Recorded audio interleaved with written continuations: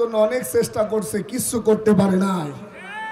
সর্বশেষ বাংলাদেশের দাবাল ছেলেরা আল্লাহর নাম নিয়ে ময়দানে নেমেছে, যখন বুবু পালাতে বাধ্য হয়েছে তখন। এটা আসতে বলেন ঠিক কিনা, জোরে বলেন।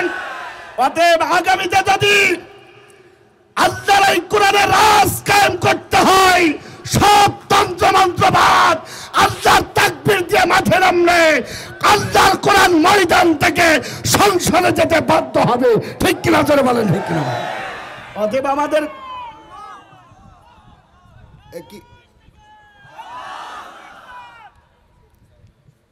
কি তাকবীর হলো নাকি অন্য কিছু হলো? যে তাকবীর দিলেন এতে তো বিড়ালের ঘুমও ভাঙবে না। এক কথা বলে না কেন ভাইরা? একটু জোরে তাকবীর দেন তো। লিল্লাহে তাকবীর। তাকবীর দেয় তারা জন্মের সময় আজান শোনে যারা, তাকবীর দেয় তারা ইমানের জজ্বা আছে যাদের, তাকবীর দেয় তারা আল্লাহ তাআলাকে ভয় পায় যারা, ঠিক কিনা, জোরে বলেন ঠিক কিনা।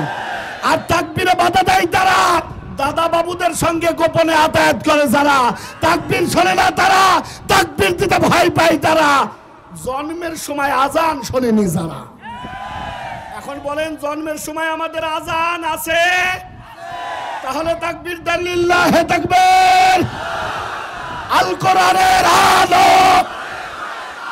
আয় দাঁড়ান, 15 বছর ঘরে জ্বালাইছেন, 15 বছর ঘরে জ্বালাই আমরা এই টুপিওয়ালারা যত বাঁশ খাইছি, বাঁশ বাঁশ, এ যদি তুলে দেওয়া হয় তে তাকব সে যাবে, তা বাঁশ শেষ হবে না। এক কথা বলছেন না কেন? অতএব এখন কোরআনের আলো জ্বালানোর দরকার কোথায়? এই সাইডের লোক আসতে বললে ওরা কি ওই দলের লোক নাকি? একটু জোরে বলেন কোথায়? আমার ভাইয়ের, আমার বন্ধুরা, সংসদে যদি কোরআন যায়, মাননীয় স্পিকার তিনি বলবে আল্লাযীনা ইয়াকুলুনা রাব্বানা ইন্নানা আমান্না।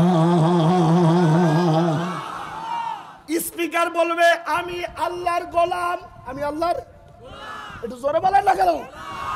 আর প্রধানমন্ত্রী যিনি হবেন তিনি বলবেন আল্লাযীনা ইম্মাক্কান্নাহুম ফিল আরদি আকামুস সালাহ। সংসদে বসার পর 1 নম্বরে বলবে কোনো ছাতা মাতা দেখার সময় নাই, 1 নম্বর বিল পাস হবে আল্লাহর কোরআনের রাজ অনুযায়ী, 1 নম্বর বিল পাস হবে নামাজের বিল। কথা বলেন। এই জন্য বাংলাদেশের অহংকার, লক্ষ লক্ষ মানুষের হৃদয়ের স্পন্দন ডক্টর শফিকুর রহমান তিনি বলেছেন ক্ষমতা আমাদের দরকার নাই, 54 বছর তো সব দেখলাম, 5টা বছর আমাদেরকে বাংলাদেশটা লিজ দাও। এই কথা বলেন ঠিক কিনা? 5টা বছর আপনারা তো এই 54 বছর অনেক দেখলেন, অনেকেই কত আশ্বাস, কত চিন্তা চেতনা নিয়ে আমাদের সামনে এসে বলে নির্বাচনের সময় একই নামাজ 10 বার পড়ে, একবার এক এক প্রতিশ্রুতি দেয়। আমরা কোনো প্রতিশ্রুতি দিতে চাই না, আমরা বাংলার জাতির মানুষদের কাছে বলতে চাই 5টা বছর বাংলাদেশকে আমাদের কাছে একটু লিজ দাও। কথা বলছেন না কেন? 5টা বছর লিজ দিয়ে দেখো। বুবু চালাইছে, বুবুর বাপ চালাইছে, চাষি চালাইছে, চাষির জামাই চালাইছে, এমনকি যে চাষা সিজনে সিজনে বিয়ে করতো ও চালাইছে, তাও আমাদের দেখা শেষ। কথা বলেন না কেন ভাইরা? আমরা আপনাদের কাছে ভিক্ষা চাই, একটাবার দেখো এই টুপিওয়ালারা ক্ষমতায় গেলে হিন্দু, বৌদ্ধ, খ্রিস্টান এমনকি মুসলমানেরা কাঁধে কাঁধ মিলিয়ে বাংলার জমিনে বসবাস করবে, কেউ কারোর বিরুদ্ধে কথা বলার ক্ষমতা রাখবে না, রাখবে না, রাখবে না, রাখবে না, ঠিক কিনা জোরে বলেন ভাইরা? আজকে আমরা টুপিওয়ালারা যখন কথা বলি, আমাদের হিন্দু, বৌদ্ধ, খ্রিস্টান যে সমস্ত ভাইয়েরা আছে এরা মনে করে আমাদের অবস্থা খারাপ। আমি কোরআন সামনে নিয়ে বলতে চাই, টুপিওয়ালারা পরের হক ফাঁকি দেওয়ার জন্য ক্ষমতায় যেতে চায় না, তারা যেতে চায় প্রতিটা মানুষের ন্যায্য অধিকার বাস্তবায়ন করার জন্য। ঠিক কিনা বলেন? হ্যাঁ, খারাপ লাগলো আপনাদের? যিনি প্রধানমন্ত্রী হবেন তিনি বলবেন 1 নম্বরে বিল পাস হবে নামাজের। 1 নম্বরে কি? জোরে বলেন। 2 নম্বর বিল পাস হবে নামাজের পর যাকাতের বিধান চালু হবে। আপনি সাদা দাড়ি নিয়ে, 1 হাতে দাড়ি নিয়ে রাষ্ট্রের কোটি কোটি টাকা ব্যাংকে জমাতে পারবেন না। কথা বলেন না কেন ভাই? আপনি চেষ্টা করলেও মানুষের হক ফাঁকি দিতে পারবেন না। আমরা আপনাদের চোখের কর্নারে লাগাই দিতে চাই, এ বাংলাদেশ মুসলমান, হিন্দু, বৌদ্ধ, খ্রিস্টান বাংলাদেশের নাগরিক, আর সবাই মিলে বসবাস করা, পরকালীন জীবনের চিন্তা নিয়ে অগ্রসর হওয়া, এটাই আমাদের মিশন এবং ভীষণ। কথা বলেন না কেন ভাই? আমার সময় নাই, ভূমিকায় কোনো কথা বলতে চাচ্ছেন, আমি শুরুতেই শুরু করে দিলাম। আপনারা বেজার হলেন ভাই? মুফতি আমির হামজা ভাই একসাথে আসলাম, শুধুমাত্র একটু নাস্তা করবেন, হালকা খাবার খেয়ে চলে আসবেন। বলছে হাফিজ তুমি যাও, আমি আসছি। মুফতি আমির হামজা আপনাদের জমিনে উপস্থিত, আপনারা খুশি না বেজার? যেটা কথা বলতে পারলেন না মনে করবেন ওটা ওই পালানো বুবুর লোক। খুশি না বেজার? অল্প না বেশি? কোরআনের পক্ষে আছেন? কোরআনের পক্ষে আসলে ইজ্জত বাড়ায় দেয় কে? ইজ্জত ধারণ করার জন্য তাম পৃথিবীর উজ্জ্বল নক্ষত্র শুধু মুসলমানদের নয়, কোটি কোটি মানুষের হৃদয়ের স্পন্দনে থাকা যে নাম শহীদ আল্লামা দেলোয়ার হোসেন সাঈদী, তাকে বেইজ্জতি করার জন্য 13 বছর 1 মাস জেলখানায় রেখেছো। বাংলাদেশের মানুষের কলিজা থেকে তার ভালোবাসা বের করতে পারো নাই। ঠিক কিনা জোরে বলেন? আমরা দেখেছি এরপরও হুজুরদের জীবন কই মাছের জীবন। এক কথা বলেন না কেন? পানি আসবে ওরা উল্টা ডাঙায় উঠবে, ঝাঁপাবে, তারপরেও মরবে না। ওরা চিন্তা করে মরণ কার হাতে? জোরে জোরে জোরে জোরে জোরে মরণ দিতে পারে কে? তোমরা চিকিৎসার মাধ্যমে আমাদেরকে কলা দেখায় শহীদ আল্লামা দেলোয়ার হোসেন সাঈদীকে পৃথিবীর মঞ্চ থেকে বিদায় করতে পারো। কসম আল্লাহর, মুমিনের কলিজা থেকে আল্লাহর কোরআন ছিনিয়ে নেওয়ার ক্ষমতা তোমাদের নাই। ঠিক কিনা জোরে বলেন? হ্যাঁ। ওদের ইচ্ছা পরিকল্পনা সাঈদী না, ওদের পরিকল্পনা আমির হামজা না, ওদের পরিকল্পনা ডক্টর মিজানুর রহমান আজহারি না, ওদের পরিকল্পনা ছিল গোটা বাংলাদেশ থেকে কোরআনওয়ালা মানুষদেরকে হটায় দেবে যারা ন্যায় এবং ইনসাফের কথা বলে। কথা বলে না কেন ভাই? অতঃপর প্রতিটা পর্যায়ে পর্যায়ে ব্যর্থ করে দিয়েছেন কে? আরো জোরে বলেন কে? আমাদের কলিজার মানুষ।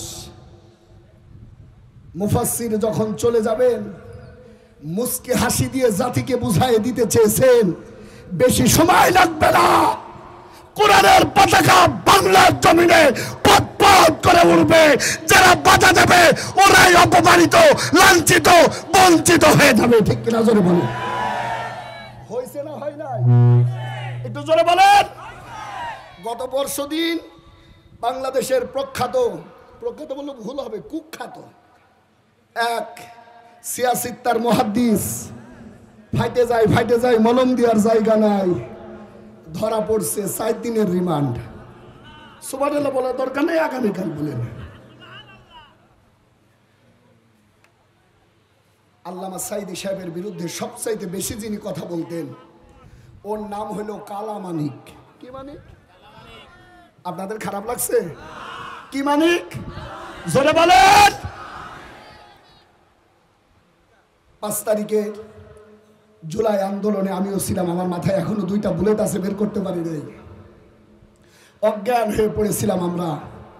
কত মানুষ হাসপাতালের বেডে চিল্লাচ্ছিল, আল্লাহ আমাদের রক্ত যাই যাক, আমাদের জীবন যাই যাক, তারপরেও ফ্যাসিস্ট এই ইহুদির বাচ্চার হাত থেকে বাংলার জমিনের মানুষগুলো মুক্তি চায়, মুক্তি দাও। কথা বলেন ঠিক কিনা ভাইয়েরা?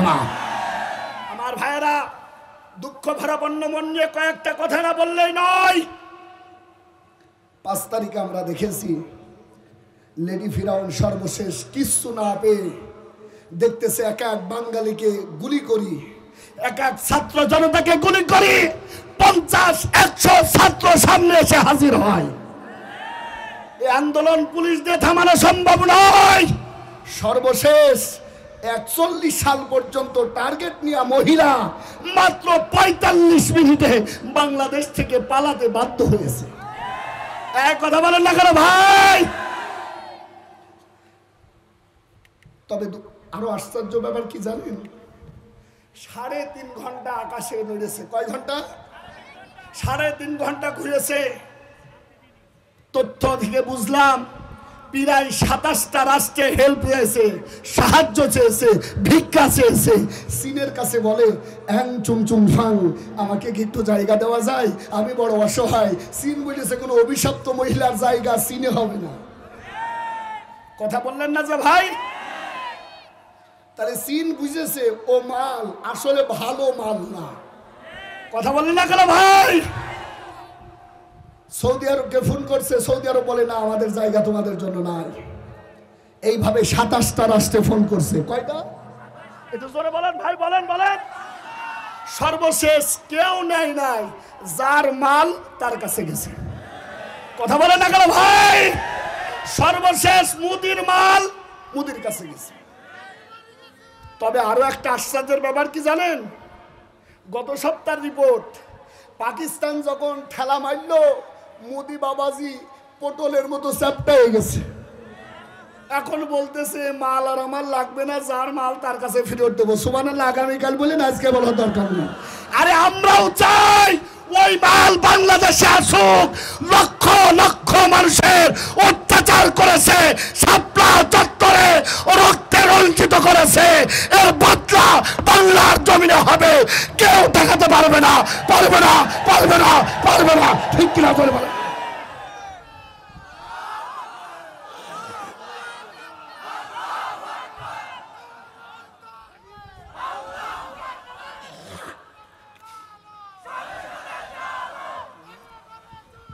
একটা কথা বলতে চাই, একটা কথা বলে দিতে চাই বাংলার এই মসনদে, তোমরা যারা এখনো ওই অভিশপ্ত মালদের জায়গা দিয়ে তোমরা বলো দরজা খোলা আছে, তোমরা আসো, তোমরা বোঝো নাই ও মাল কি মাল।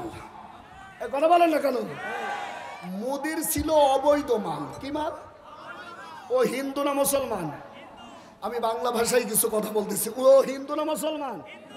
আর আমাদের আপা জোরে বলেন না কেন?